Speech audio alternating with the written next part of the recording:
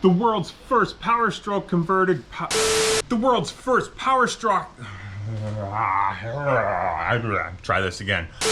The world's first POWERSTROKE Ford shoebox. She made some big strides over the last couple weeks. I haven't been recording because the guy's just been getting down to work. Don't worry, there's no secret camera crew that's behind the scenes doing all this work for me. It's all me and I've been busy. Look, we got seats, they're even mounted. I gotta finish the floor yet, but you know, the seats are in. What else did we get done? The steering column's in, all the brake and all that stuff is back in. You guys saw me get the computer mounted, but we also got the IDM mounted, which you need for the diesel, and the fuse block. Seemed like the best location was on the passenger side for all those utilities. It will start from a key from the Ford column. I haven't deleted the paths yet. It's on my list of things to do. There's a lot of things on my list and I'm kind of jumping around a little bit so I don't get too much burnout. I haven't touched this thing in 4 days, 5 days. 5 days I haven't touched it, but we're back on it. You know, I had to get things ready, you know, back to the 50s is coming up. So we had to get the old Belverado fired up and Animal. Oh, love that car. It's not very practical for driving though. No, it's not, but it's still fun to drive. Today's project, we need to start seeing if that front clip is gonna fit around this motor. It's gonna be tight. It's gonna be tight. And if it doesn't fit, we're gonna make adjustments and do what we need to do to make things happen. Because we gotta get this thing on the road. Maybe we go front clipless. I don't know these things yet. I do know it's not gonna fit in its current state with all those inner fender wells in around that big ass motor. It's not physically possible. So first things we gotta do is we gotta strip all these inner fenders out. So I'm gonna get going on that and let's just get to work.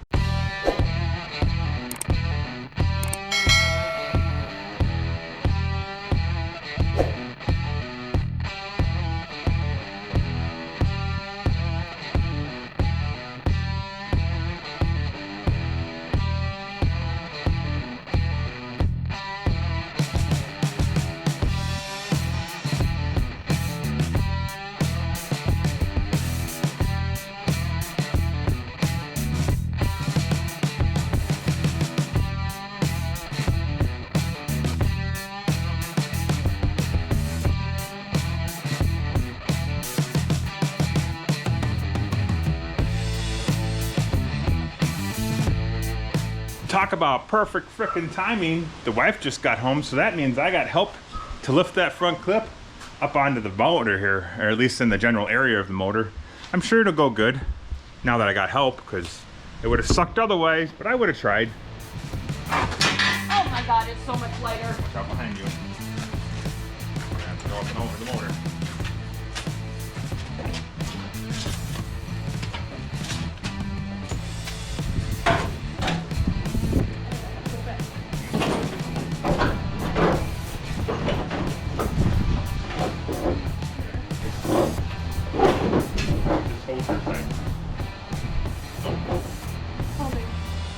These front horns are holding it up.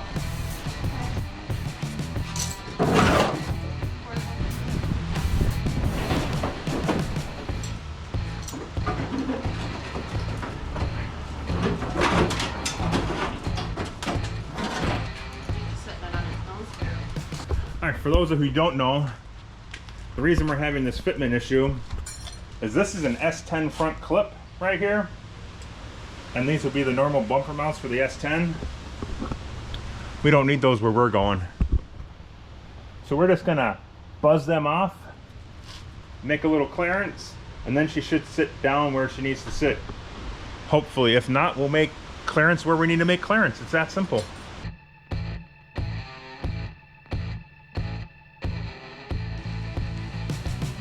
Yeah, buddy. Look at that. Come on, that looks freaking killer. Yeah. Ugh, I love it. I'm kind of disappointed there's gonna be a huge radiator up here. That I don't like. Kind of just want to see that whole motor in all its glory. Have to see. Really don't want to move the radiator to the trunk because that creates a whole nother issue, a whole nother set of issues with making it fit. I do have a smaller radiator that I took out of my Nova a few years back that's just been sitting in storage.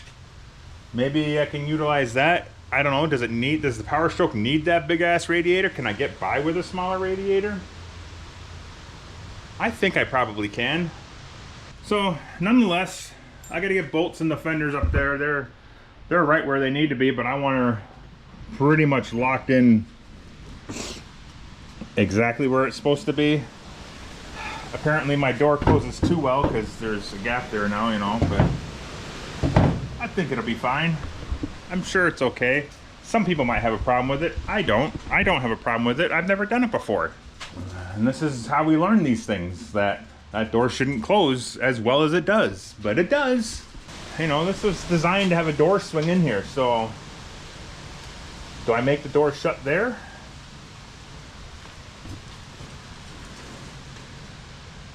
Probably. Good thing I didn't make latches yet. I love the patina on this thing though. Look how faded that fender is.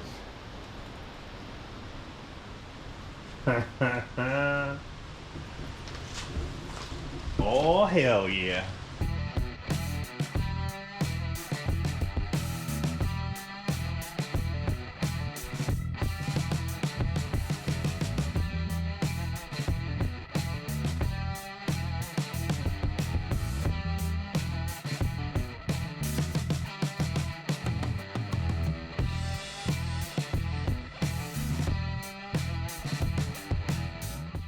Riv nuts for the win. Hopefully. I've heard in the past some of these cars had like floating nuts in here so you could adjust your fenders. These were definitely not floating. Were they supposed to be? I don't know.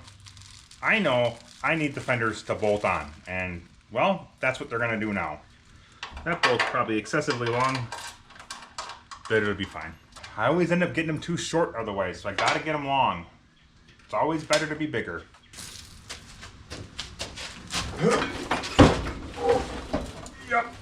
Yep, that's not helping. Yep, okay, what's going on? It's like we're glued down, what the hell? Oh, we're under the wheel. That's why. Is it the same on this side? Oh yeah, bonus, it's the same on this side.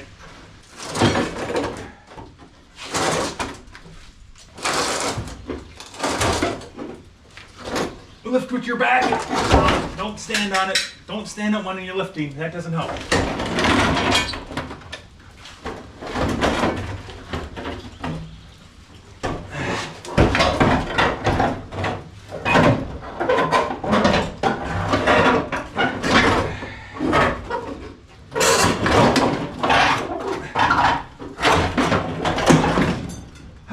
That was pleasant.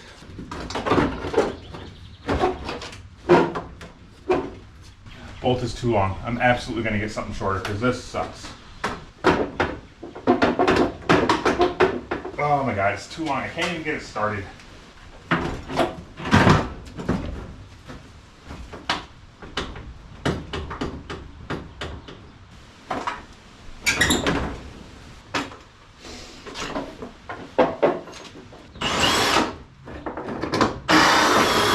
Let's try this again. We just opened her up a little bit, gave her a little more room.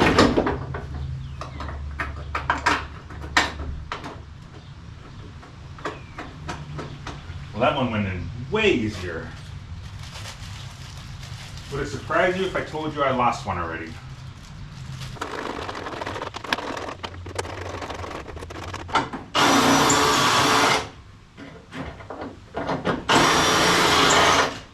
If I was building a pristine car and I wanted every line to be perfect, I wouldn't do that. Maybe I wouldn't do that. Looky here, look what we got done. We got a radiator mounted, we got our intercooler mounted. I already had the fenders bolted to the firewall, which you guys saw. I needed to figure out a way to incorporate the radiator and the intercooler and a mount to the frame for the front clip. I made all this out of garbage I had laying around. I didn't have to buy anything new. The only thing new I used was riv nuts. And, well, I had some newer bolts that I found in my bolt bin. I didn't buy them. Well, maybe I bought them. I didn't buy them for this. So it all worked out pretty good. I mean, it includes everything from the original Ford front cross member mount thing. I cut up the original radiator mounts and made them work. For the bottom, I took the old original, this is the frame mount for the 51 Ford. You can see I cut it off there. Same on that side. I cut it off and welded them together and made like a little C-channel down in there for the radiator to sit on. I then took a junk boot. I had a junk intercooler boot. Cut that in half and kind of laid that in there so it's got a nice soft cushion to sit on. These are the original Excursion radiator mounts I cut and modified to make work for here. Now we have a place to mount the front clip to the frame, a radiator mount, an intercooler mount. We're golden here. So now we got to get everything taken back out. So I'm just gonna drill a hole through that fender plate that I made, and I'm gonna bolt it right to the frame with a couple riv nuts. It'll be good. It ain't gonna go nowhere. It's pretty solid. I just don't want the whole side-to-side shifting, well, whole side-to-side shifting issues, you know? I've already drilled a pilot hole through the plate and the frame, so it's all located. I've already welded the plate to the front clip, so we just gotta take it all apart, take the front clip back off again, weld it up good, drill the holes out, riv nut it, and she'll be able to locate. The only other thing we gotta do now is get this, we gotta get this to like actually secure itself here somehow. I don't like the way these Fords mount, but there's a whole, I need a light. There's that whole straight line there, that's where all the bolts went. It's not fun to work on, is the word I would use. I'm probably not gonna put all 6 of them back in, let's be honest. I'm hoping to get away with just one. It just needs one, it'll be fine.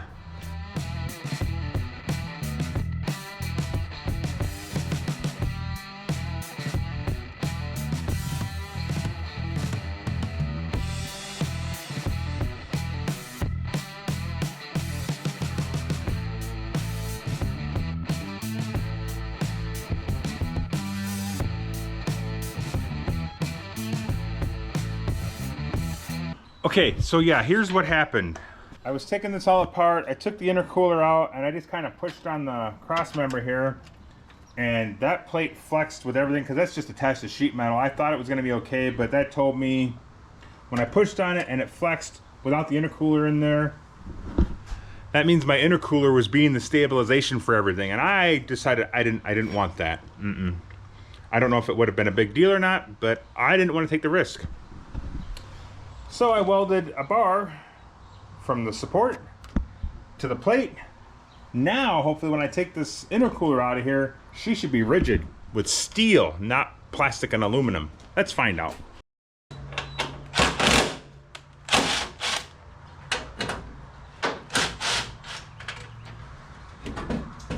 Still comes out. All right, now we're rigid. We could bounce an elephant on this thing and it would probably bend, but the fenders shouldn't move.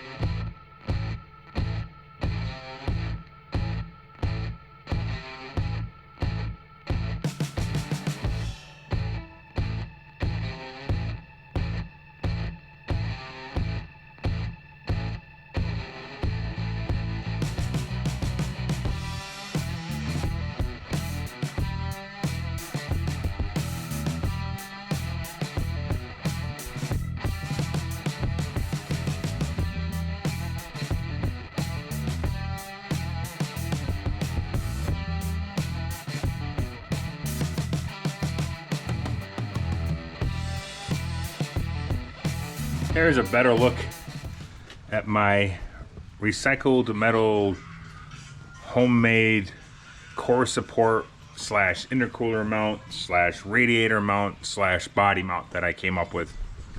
There's those brackets I was telling you about, how I cut them out of the original radiator mount for the 51 Ford.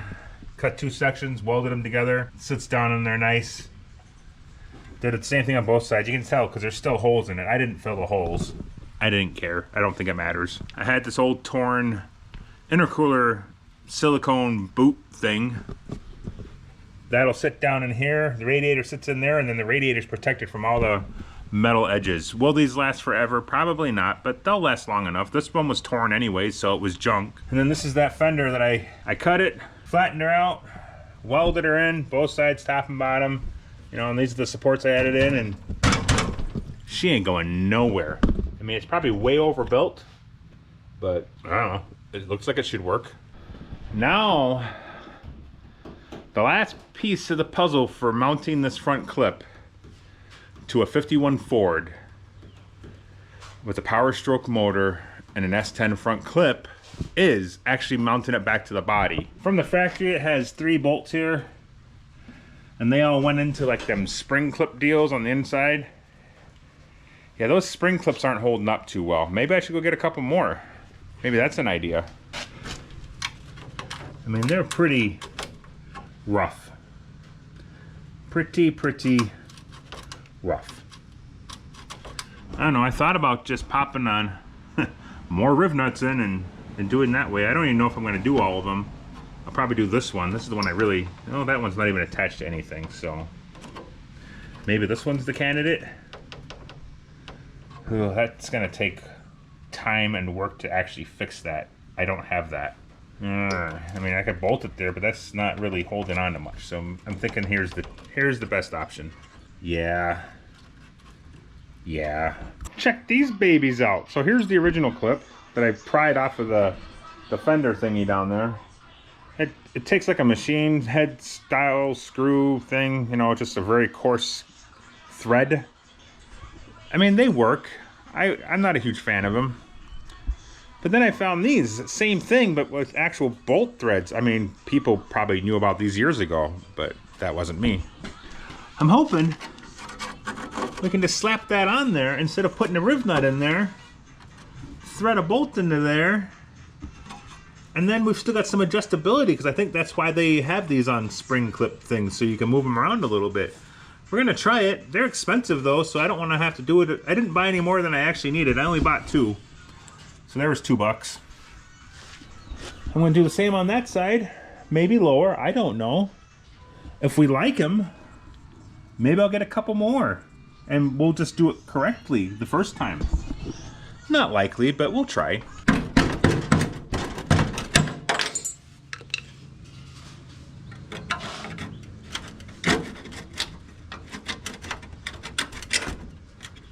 Yeah, we'll see how well that goes. This could be a terrible idea, but we'll find out.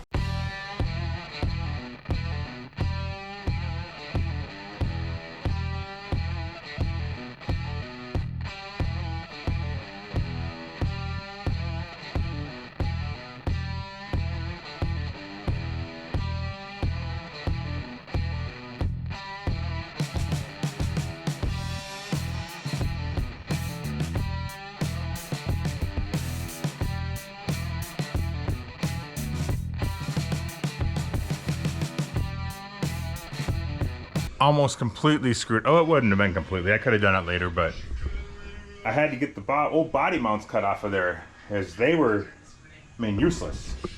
No good for nothing. And we got to mount a bumper on here yet, so we might as well get those out of here while we got everything torn apart and we're grinding and cutting anyhow. So that's done now. So now let's put the front clip back on, maybe. Try that. See if that works. See if I remember anything else while I'm doing it.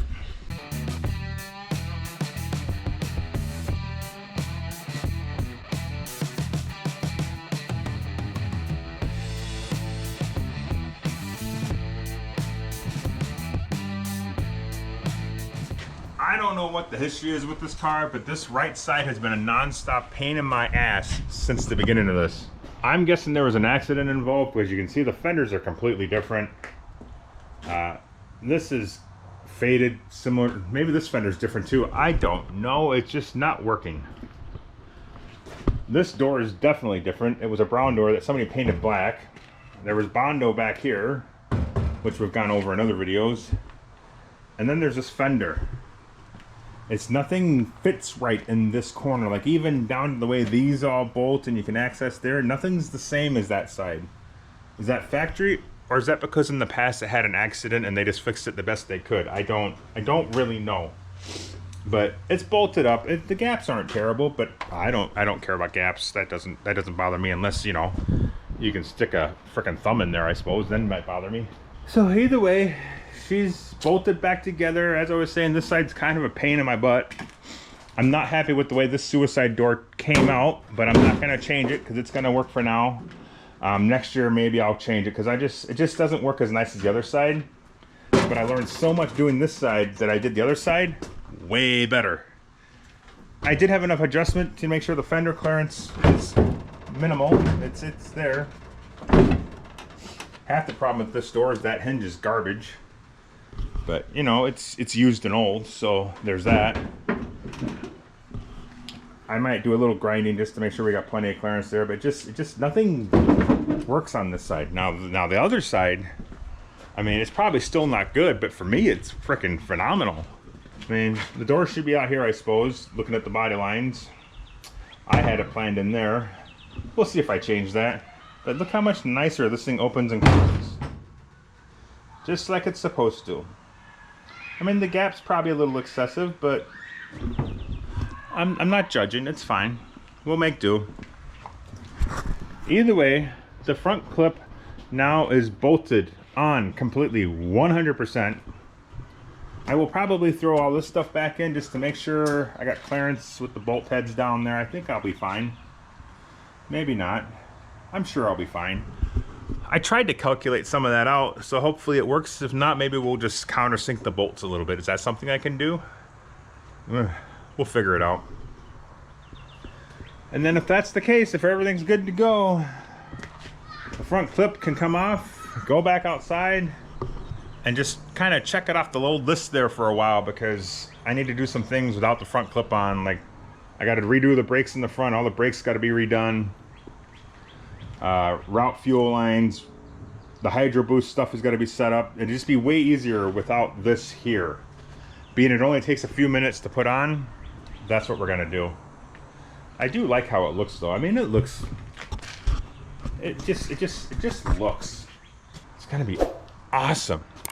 I am concerned about the heat and the cooling issues. If you're wondering, yes, I don't know if that's enough airflow, but these things were designed to have the radiator right in the center. So this all kind of like aims the air up into the radiator. So I'm hoping we'll be okay. If not, maybe I need to punch some holes in here and give it some more airflow. Until we start driving this thing and figuring that stuff out, we just don't know these answers yet. But it's gonna be okay. It's gonna be okay. End of the day, the front clip is mounted. I'm happy about it. Thanks for watching. Don't forget to hit that like, subscribe, leave a comment. Let me know what I did wrong, what I should have done different. I'm always looking to learn things. Thanks for watching. See ya.